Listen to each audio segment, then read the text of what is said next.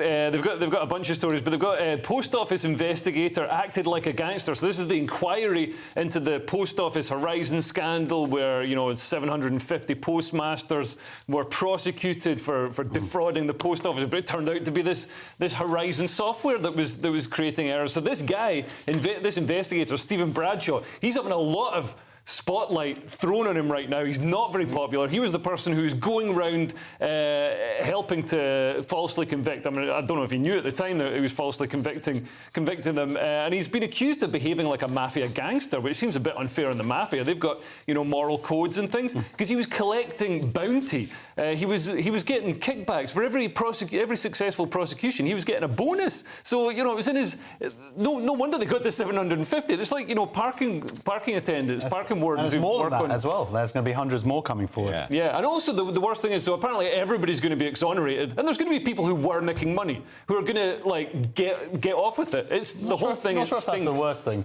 That is definitely the worst thing. No, I'll tell you what. So many of these people, they could have got organised. They could have rioted in the streets. They could have built an armour-plated bulldozer and gone down to the post office and run it over and said, "Listen, we didn't do it. It was this stupid software." But they didn't. They were just like, "Oh well, if the state says this, then it must have been us," because they're postmasters and they're part of the system as well. The system is broken. It was broken then. It's broken now, and this is just going to get worse because we're seeing the state expand and get more and more power in people's lives, and people won't be able to push back against it. The reason we got to this point is that many people did give up the last 20 years of their life to fight for justice, which is now being enabled, and then the fact is it's ridiculous that it took this long and now the government's stepping up and everything. They didn't use armoured bulldozers. OK, that's true, they didn't use armoured bulldozers, but this is also, like you say, it wasn't just a protection racket in terms of this guy getting in and getting a bit of a commission or whatever it is the post office, they overpaid,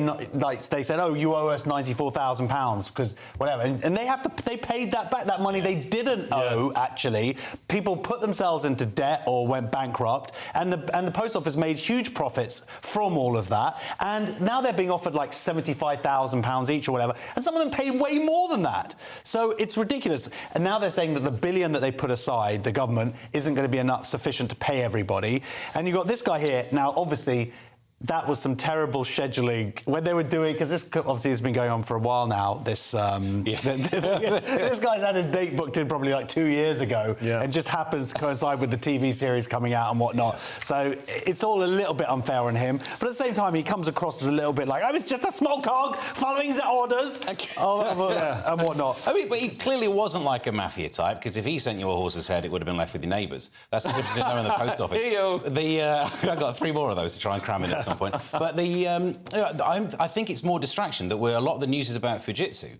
And look, clearly made some software that was not good. But that's not criminal. I'll tell you what's criminal. What's more criminal than bad software is sending people to prison to hide how bad the software is. Like, I once installed Windows Vista, which was terrible, but I never sent anyone down for it. And that's the difference. So you can make bad software. And the common sense check to say, like, "Oh, have 900 people defrauded, suddenly decided to defraud the post office independently, or is there a fault in the software?" Just the basic sense. And also, victims were told they could only plead guilty to make it all go away if they did not blame Horizon. So it sounds like they knew it was Horizon, and prosecutions continued even when it had been proven and was widely known that this guy who they're focusing on admitted that around the office everybody knew that there were issues, or there were supposed issues. You think at that point he would go, "Oh, well, maybe there's something to it. It's being reported in the press and whatever." So to feign like total ignorance about it is disingenuous after the fact, absolutely.